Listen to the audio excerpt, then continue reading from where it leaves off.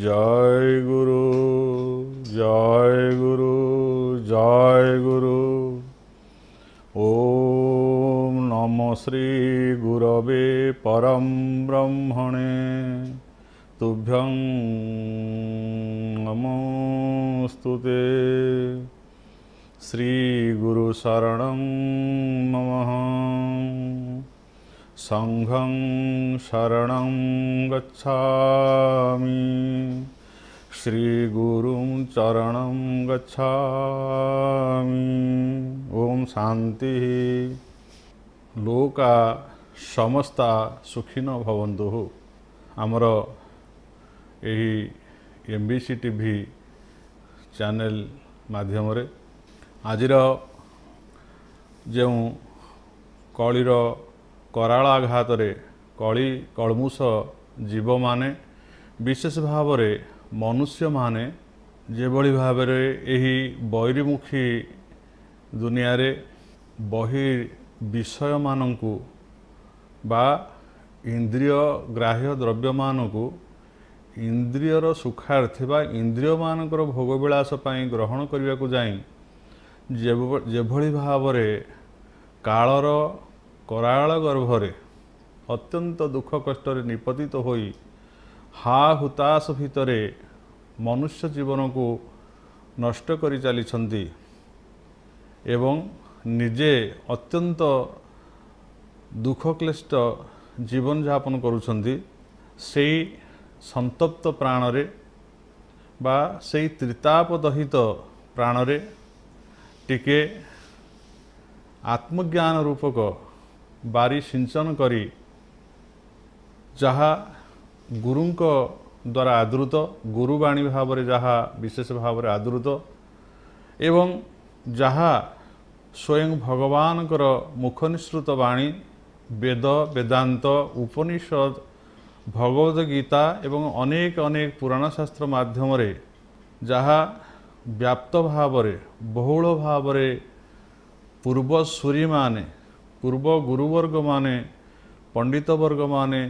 प्रचार प्रसार करी आमर यही संतप्त प्राण को उत्तप्त जीवन को शांत एवं शीतलता प्रदान करी सुख एवं शांति और आनंद को प्रदान करी आम्भ मान को उपकृत कराउथिले। आम्भे माने आजी सेही शांत शीतल एवं आनंद पथरु विच्युत होई भोगविलास पथ को ग्रहण करी जीवन को आनंदमय करिवा परिवर्ते दुखपूर्ण करि देइअछु। एही दुखपूर्ण जीवन को किभली भावरे बा एही उत्तप्त संतप्त प्राण को किभली भावरे शीतलता एवं सुख एवं स्वाच्छंद्य भरी देई हेबो एवं अमृत तुल्य जो मनुष्य जीवन भगवान 84 लक्ष जीवजनी सृष्टि करिसंती। सर्वप्रथमे ब्राह्म्य प्रजापत्य ऐन्द्र देव गांधर्व पैत्र विदेह प्रकृति लय यही 8टी सृष्टि परे नवम सर्गरे भगवान मनुष्य को सृष्टि कले। मनुष्य एभली एक सृष्टि भगवान जेउठारे अन्य स्थावर जंगम आदि जलस्तर स्थलचर आदि जेते जीवजनी सृष्टि हेले सर्वापेक्षा श्रेष्ठ प्राणी भाव भगवान मनुष्य को अमृत तुल्य बुद्धि विवेक ज्ञान दे सृष्टि कले एवं से सृष्टिंकर स्रष्टारे मनुष्य तार बुद्धि एवं विवेक ज्ञान बल से इह काल समस्त सुख वैषयिक सुख एवं आत्मानंद जहाँ परमानंद भाव सर्वविदित ताकू मध्य से प्राप्त होई परिशेष भगवानकर से नित्य धाम को प्राप्त होई चिर नित्यत्व प्राप्त होई ए अनित्य संसार ଯାହାକି ଜନ୍ମ ମୃତ୍ୟୁ ଜରା ବ୍ୟାଧି ଏବଂ ତ୍ରିତାପ ଦ୍ୱାରା ଦହିତ ତାକୁ ସେ ସମ୍ପୂର୍ଣ୍ଣ ଭାବରେ ପରିତ୍ୟାଗ କରିଦେଇ ସେଇ ସଚ୍ଚିଦ ଆନନ୍ଦ ଧାମରେ ନିଜକୁ ସ୍ଥିତ କରି ଚିର ଆନନ୍ଦ ଲାଭ କରିପାରିବ। ଏହି ବିଷୟରେ ଆମେମାନେ ଆମର ପୂର୍ବ ଅଧ୍ୟାୟରେ ବାରମ୍ବାର ଆଲୋଚନା କରୁଛୁ। ତାର କାରଣ ହେଲା ଯେ ଲୋକା ସମସ୍ତା ସୁଖିନ ଭବନ୍ତୁ। ଆମେମାନେ କିଭଳି ଭାବରେ ସମସ୍ତେ ସୁଖ ସ୍ୱାଚ୍ଛନ୍ଦ୍ୟରେ ଜୀବନଯାପନ କରି ଇହ କାଳରେ ଏବଂ ପରକାଳରେ ହେଉ ବା ଇହ କାଳରେ ହେଉ ସେହି ପରମାନନ୍ଦକୁ ପ୍ରାପ୍ତ ହୋଇ ନିଜର ମନୁଷ୍ୟ ଜୀବନକୁ ଧନ୍ୟ କରିପାରିବା, ଏହି ପ୍ରୟାସରେ ଏହି ଚ୍ୟାନେଲ ମାଧ୍ୟମରେ ଆମେ ସର୍ବେ ଭବନ୍ତୁ ସୁଖିନ ଅର୍ଥାତ୍ ଲୋକା ସମସ୍ତା ସୁଖିନ ଭବନ୍ତୁ ଏହି ବାର୍ତ୍ତାଟିକୁ ସେହି ବୈଦିକ ଯୁଗରେ ଯେଉଁ ବୈଦିକ ପ୍ରାର୍ଥନାଟିକୁ ଆମେମାନେ ଆଶ୍ରୟ କରି ଆପଣମାନଙ୍କ ପାଖରେ ଉପସ୍ଥାପନ କରୁଅଛୁ। ଆପଣମାନେ ଯଦି ଆପଣଙ୍କର ଏହି ଦୁଃଖପୂର୍ଣ୍ଣ ବୈଷୟିକ ଜୀବନଯାପନରୁ କିଛି ମାତ୍ର ସମୟ ଦେଇ ବା ସମୟ ବାହାର କରି ଆମ ସହିତ ଯଦି ସକାଳ 7টাରେ ଆମେ ୟାକୁ ପ୍ରଚାର କରୁଛୁ, ଆପଣମାନେ ଯଦି ସେଇ ସକାଳ 7টাରେ ଆମ ସହିତ ଯୋଡ଼ି ହେବେ, ନିଶ୍ଚିନ୍ତ ଭାବରେ ଆପଣ ଏହି ବୈଦିକ ବାଣୀ ଦ୍ୱାରା ଯାହା ପୂର୍ବସୂରୀମାନେ ମହାପୁରୁଷମାନେ ବାଣୀ ଆକାରରେ କହିଯାଇଛନ୍ତି ଶାସ୍ତ୍ର ପୁରାଣ ମାଧ୍ୟମରେ, ତାକୁ ଆପଣ ଶ୍ରବଣ କରି ତଦନୁଯାୟୀ ଯଦି ନିଜକୁ ପରିଚାଳନା କରିପାରିବେ, ତାହେଲେ ନିଶ୍ଚିନ୍ତ ଭାବରେ ଆପଣଙ୍କ ମାନବ ଜୀବନ ଧନ୍ୟ ହୋଇପାରିବ। ଏଥିରେ କୌଣସି ସନ୍ଦେହ ନାହିଁ। ପୂର୍ବ ଅଧ୍ୟାୟରେ ଆମେ ଗୁରୁଙ୍କର ଅନେକ କଥା ଆଲୋଚନା କରିବା ପରେ ଗୁରୁଙ୍କର ଲକ୍ଷଣ କହିବାକୁ ଯାଇ 2ଟି ଶ୍ଲୋକ ଆଲୋଚନା କରିଥିଲୁ। ଗୋଟିଏ ହେଉଛି ତସ୍ମାତ୍ ଗୁରୁ ପ୍ରପଦ୍ୟନ୍ତେ ଜିଜ୍ଞାସୁ ଶ୍ରେୟମୁତ୍ତମମ୍ ଶବ୍ଦେ ପରେ ଚ ନିଷ୍ଣାତ ବ୍ରହ୍ମଣୁ ପଶମା ସ୍ୱୟଂ। କୌଣସି ଜିଜ୍ଞାସୁ ଯଦି ଆଧ୍ୟାତ୍ମିକ ଗୁରୁଙ୍କୁ ଅନୁସନ୍ଧାନ କରେ ବା ପ୍ରାପ୍ତ ହେବାକୁ ଇଚ୍ଛା କରେ, ଅର୍ଥାତ୍ ତାର ଅନ୍ତରରେ ଯଦି ସେହି ଆତ୍ମଜ୍ଞାନକୁ ଲାଭ କରିବା ପାଇଁ ପିପାସା ଥାଏ, ନିଶ୍ଚିନ୍ତ ଭାବରେ ଗୁରୁ ସାକ୍ଷାତ ପରମ ବ୍ରହ୍ମ ହୋଇଥିବାରୁ, ସେ ଅନ୍ତର୍ଯାମୀ ହୋଇଥିବାରୁ ଏବଂ ସେ ସମସ୍ତଙ୍କର ଆଧାରରେ ବା ଅନ୍ତରରେ ଅନ୍ତର୍ଯାମୀ ରୂପରେ ବାସ କରିଥିବାରୁ ଏଇ ମଙ୍ଗଳ ବୃତ୍ତି ଯେତେବେଳେ ମନୁଷ୍ୟ ମନରେ ସୃଷ୍ଟି ହୁଏ ଯେ ମୁଁ ଭଗବାନଙ୍କୁ ପାଇବି, ତାଙ୍କୁ ଜାଣିବି ଏବଂ ମୁଁ କିଏ ଏବଂ ଏ ଶରୀର ଭିତରେ ମୁଁ କିଏ, ଏଇ ଭାବ ଯେତେବେଳେ ତା ଭିତରେ ଆସିବ, ସେତେବେଳେ ସେଇ ଭଗବାନଙ୍କ କୃପାରୁ ଅର୍ଥାତ୍ ପରମ ବ୍ରହ୍ମ ପରମାତ୍ମାଙ୍କ କୃପାରୁ ସେ ଗୁରୁଙ୍କୁ ପ୍ରାପ୍ତ ହେବ। ଏବଂ ସେ ଗୁରୁଙ୍କୁ ପ୍ରାପ୍ତ ହେଲେ ସେ ଗୁରୁଙ୍କୁ କିଭଳି ଭାବରେ ଚିହ୍ନିବ, এই ବିଷୟରେ ଆଲୋଚନା କରିବାକୁ ଯାଇ ପୂର୍ବବର୍ତ୍ତୀ ଶ୍ଲୋକରେ କୁହାଯାଇଥିଲା ଯେ ବ୍ରହ୍ମଣୁ ପରତା ଶାନ୍ତ ନିରିନ୍ଧନ ଇବାନଳ ଅହେତୁକି ଦୟା ସିନ୍ଧୁ ବନ୍ଧୁରାନ ମତାଂ ସତାଂ। ଅର୍ଥାତ୍ ସେ ହେଉଛନ୍ତି ଇନ୍ଧନ ଶୂନ୍ୟ ଅନଳ ତୃତୀୟ। ଅନଳ କହିଲେ ଅଗ୍ନି, ଅଗ୍ନିର ଇନ୍ଧନ ହେଉଛି ଧୂମ୍ର ବା ଇନ୍ଧନ ଅର୍ଥ କାଷ୍ଠ ଆଦି ଇନ୍ଧନକୁ ଯଦି ଆମେ ଅଗ୍ନି ସହିତ ଯୋଗ କରିବା ଏବଂ ତାହା ଯେତେବେଳେ ଜଳିବ ସେତେବେଳେ ତା ଦେହରୁ ଧୂମ୍ର ନିର୍ଗତ ହେବ, ସେ ଅଗ୍ନିଟି ମଳିନ ହୋଇଯିବ। ଅଗ୍ନିର ଆଉ ତାର ଯେଉଁ ଜାଜୁଲ୍ୟମାନ ବା ପ୍ରକାଶିକା ଶକ୍ତିଟି ତାହା ଆବରଣ ଦ୍ୱାରା ଧୂମ୍ରର ଆବରଣରେ ଆବୃତ ହୋଇଯିବା ଦ୍ୱାରା ତାହା ପ୍ରକାଶ ବା ଉଦ୍ଭାସିତ ହୋଇପାରିବ ନାହିଁ। କିନ୍ତୁ ଯେଭଳି ଭାବରେ ଧୂମ୍ରହୀନ ଅଗ୍ନିଟି ଲେଲିହାନ ବା ଜାଜୁଲ୍ୟମାନ ଭାବରେ ଦେଦୀପ୍ୟମାନ ଭାବରେ ଉଜ୍ଜଳରେ ପ୍ରଜ୍ୱଳିତ ହୋଇଥାଏ ଏବଂ ନିଜେ ପ୍ରଜ୍ୱଳିତ ହୋଇ ଜାଜୁଲ୍ୟତା ପ୍ରକାଶ କରିବା ସଙ୍ଗେ ସଙ୍ଗେ ନିଜକୁ ପ୍ରକାଶ କରିବା ସଙ୍ଗେ ସଙ୍ଗେ ସେ ଅଗ୍ନି ଦ୍ୱାରା ଅନ୍ଧକାରରେ ନିପତିତ ହୋଇଥିବା ପ୍ରତ୍ୟେକ ବସ୍ତୁଗୁଡ଼ିକ ଉଦ୍ଭାସିତ ହୋଇ ଉଠନ୍ତି ବା ନିଜକୁ ଦେଖିପାରନ୍ତି ବା ଜାଣିପାରନ୍ତି। ଅର୍ଥାତ୍ ଅଗ୍ନିର ଧର୍ମ ଯେଭଳି ଭାବରେ ନିଜକୁ ପ୍ରକାଶ କରିବା ସହିତ ଅନ୍ୟକୁ ପ୍ରକାଶ କରିଥାଏ, ଠିକ୍ ସେହିଭଳି ଭାବରେ ସଦ୍ଗୁରୁଙ୍କର କାର୍ଯ୍ୟ ହେଉଛି ବା ସଦ୍ଗୁରୁଙ୍କର ଦର୍ଶନ ମାତ୍ରକେ ତାଙ୍କ ଭିତରେ ଯେଉଁ ଜ୍ଞାନାଗ୍ନି ପ୍ରଜ୍ୱଳିତ ହେଉଛି ବା ଗୁରୁ ଯେଉଁ ଜ୍ଞାନ ଦ୍ୱାରା ଉଦ୍ଭାସିତ ହୋଇଛନ୍ତି, ସେହି ଉଦ୍ଭାସନାରେ ବା ସେହି ଆଲୋକର ଜ୍ୟୋତିରେ ଜ୍ଞାନ ଆଲୋକର ଜ୍ୟୋତିରେ ଶିଷ୍ୟର ଅଜ୍ଞାନ ଅନ୍ଧକାର ତତ୍କ୍ଷଣାତ୍ ଦୂର ହୋଇଯାଇ ସେ ଅନ୍ତରଟି ଉଦ୍ଭାସିତ ହୋଇ ଉଠେ ବା ଆଲୋକିତ ହୋଇ ଉଠେ ଏବଂ ତା ଭିତରେ ଥିବା ସମସ୍ତ ଅନ୍ଧକାର ଦୂରୀଭୂତ ହୋଇଯାଏ। ପରବର୍ତ୍ତୀ ଶ୍ଲୋକରେ କୁହାଯାଇଥିଲା ଯେ ଶାନ୍ତ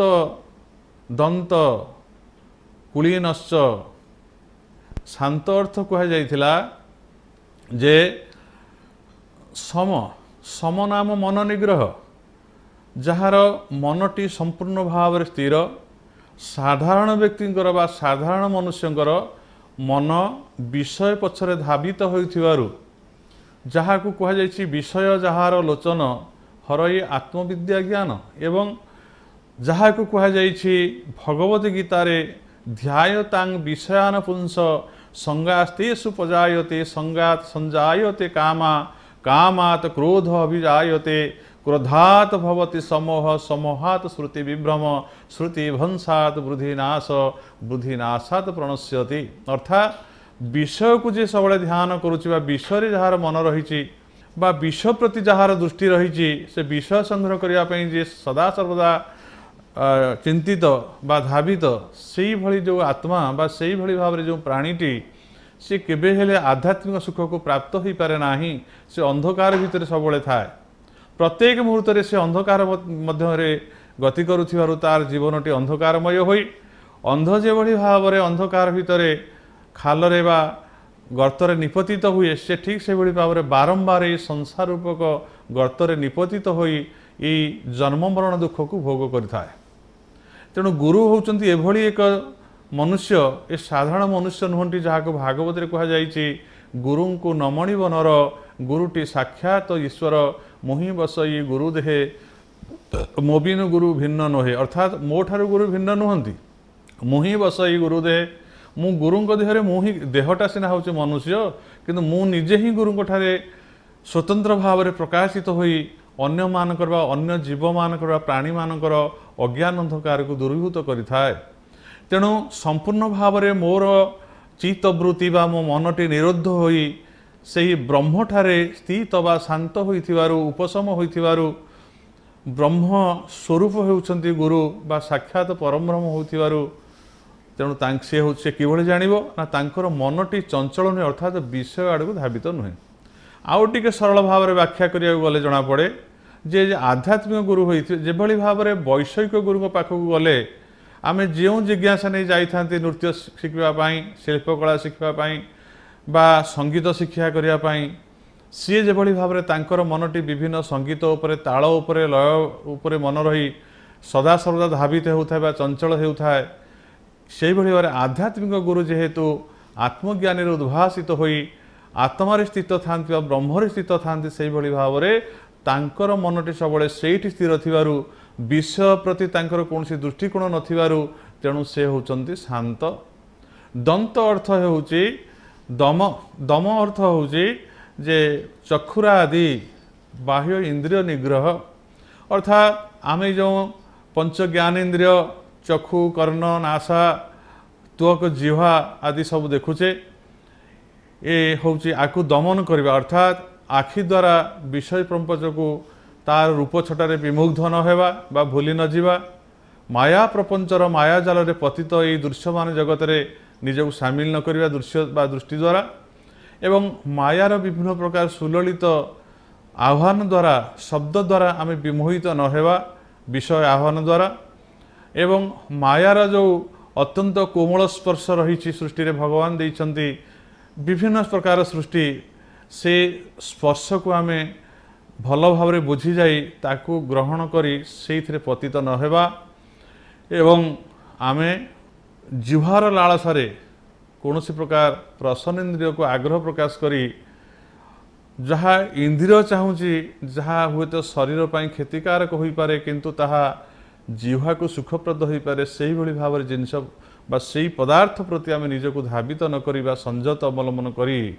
एही भली भाव में स्पर्श शब्द रूप रस गंध आदि को वैषयिक पदार्थ को पंच ज्ञानेन्द्रिय द्वारा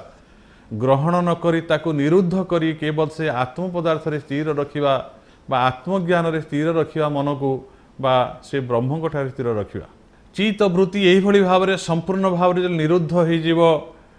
जेतोले मन से भगवान को ठारे लय हो जीवो सेतोले तार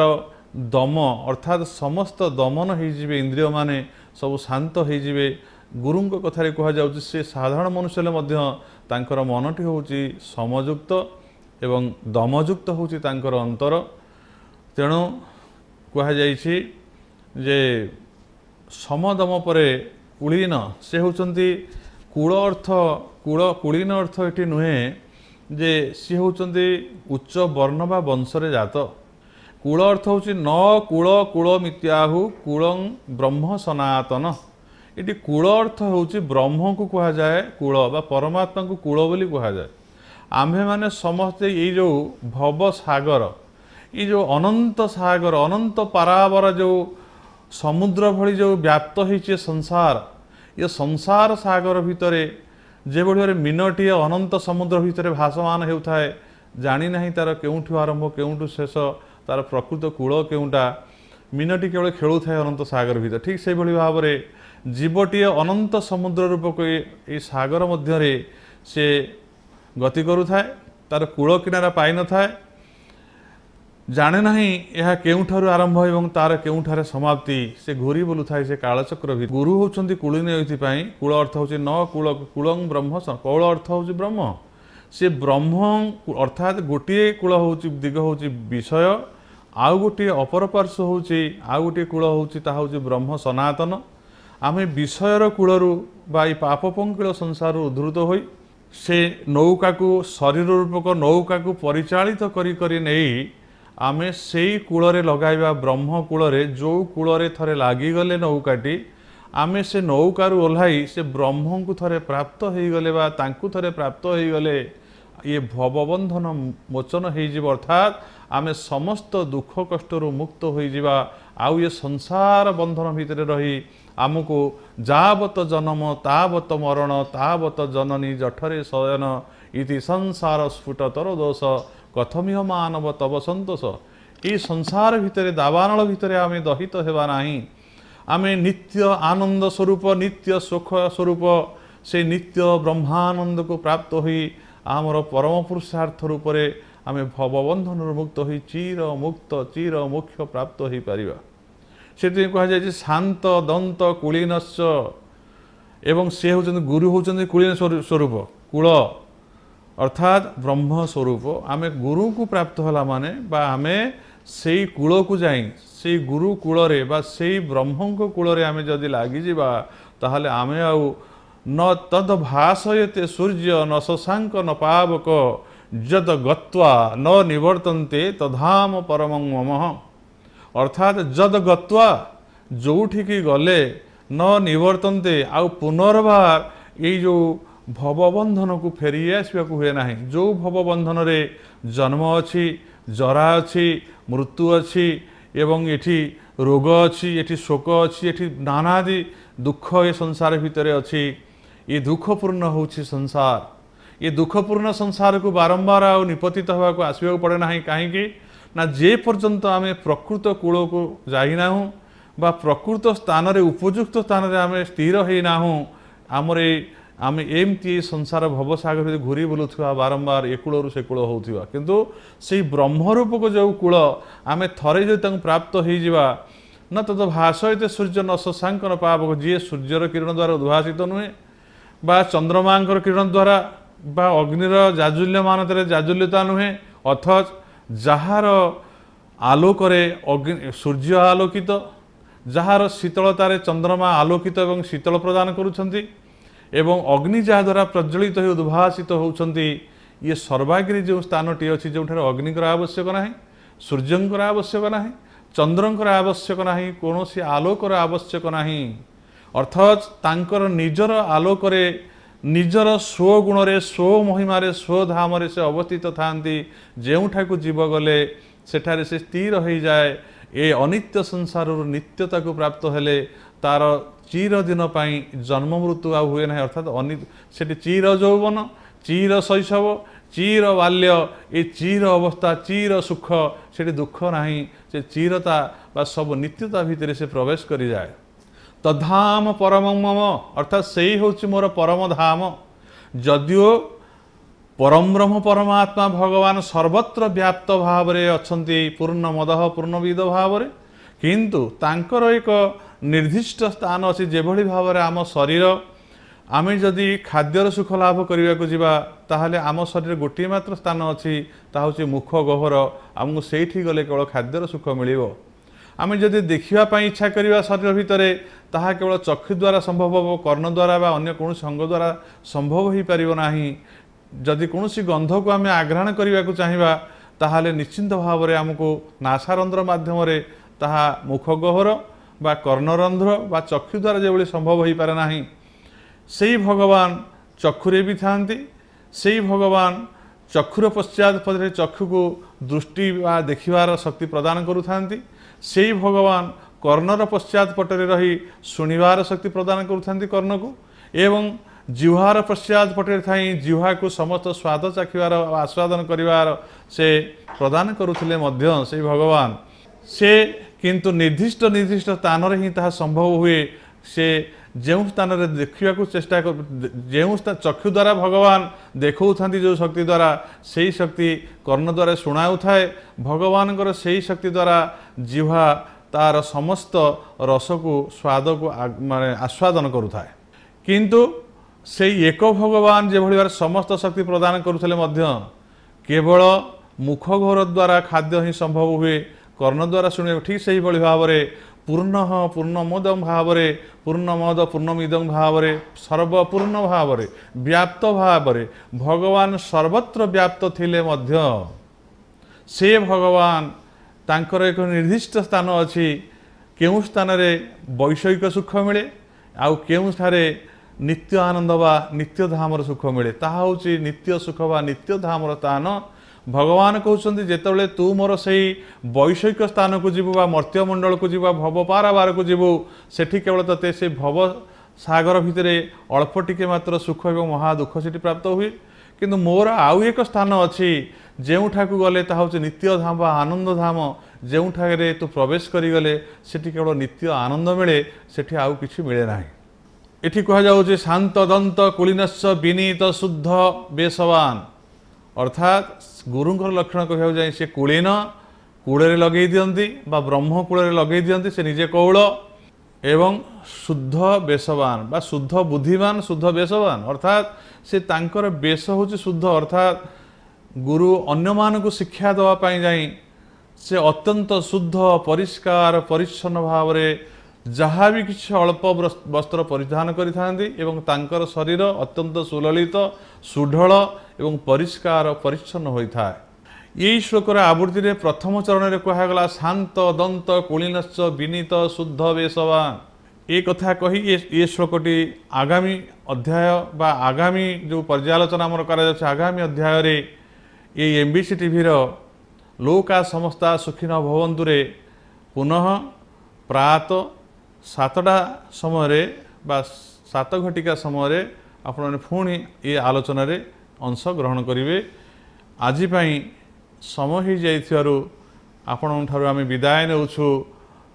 लोका समस्ता सुखिन भवन्तु। ओम शांति ओम शांति।